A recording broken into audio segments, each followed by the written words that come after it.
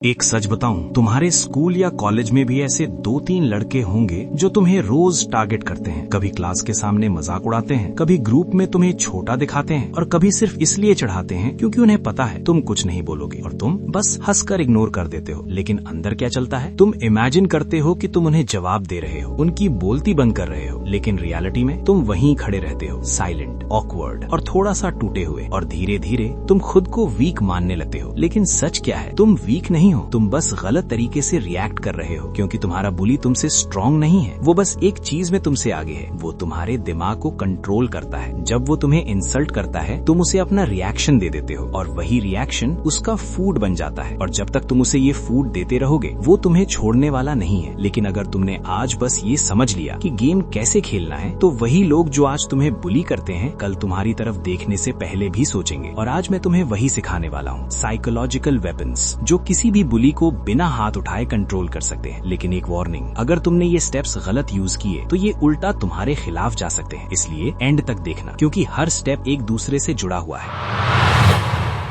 Step 1, understand the enemy. सबसे पहले एक चीज समझ लो, बुली किंग नहीं होता, वो बेगर होता है। हाँ, रिएक्शन का बेगर। वो तुम्हारे अटेंशन, तुम्हारे इमोशन, तुम्हारी एनर्जी की भीख मांग रहा होता है। और सबसे खतरनाक बात क्या है कि उसे ये पता होता है कि तुम्हें ट्रिगर कैसे करना है। जब वो तुम्हें चढ़ाता है और तुम रिएक्ट करते हो, गुस्सा, आर्ग्यूमेंट या शर्म, तो तुम उसे वही दे रहे हो जिसके लिए वो आया था। तुम विक्टिम नहीं रहे, तुम सप्लायर बन गए। तुम उसे फ्यूल दे रहे हो और जब तक फ्यूल मिलता रहेगा वो वापस आता रहेगा। इसलिए प्रॉब्लम बुली नहीं है, प्रॉब्लम है तुम्हारा reaction. Step 2, the void, dead silence technique. अब पहला वेपन, द वॉइड। और ऑनेस्टली ये सबसे डेंजरस टेक्निक है। जब वो तुम्हें इंसल्ट करे तुरंत जवाब मत दो, न डिफेंड करो न आर्ग्यू करो, बस उसे देखो ब्लैंक एक्सप्रेशन के साथ, डेड आईज, 3 सेकेंड्स, कुछ मत बोलो। और ध्यान रखना, ये साइलेंस वीक नहीं, कंट्रोल्ड होना चाहिए। ये साइलेंस उसे अनकंफर्टेबल कर देगा, उसका दिमाग पैनिक करेगा, ये रिएक्ट क्यों नहीं कर रहा। और यहीं से गेम उल्टा शुरू होता है। पहली बार में ऑकवर्ड लगेगा, लेकिन प्रैक्टिस के बाद यही तुम्हारी पावर बन जाएगी। Step 3, clinical gauge. अब सीधे उसकी आंखों में मत देखो, देखो उसके फोरहेड के बीच में या हेयर लाइन पर,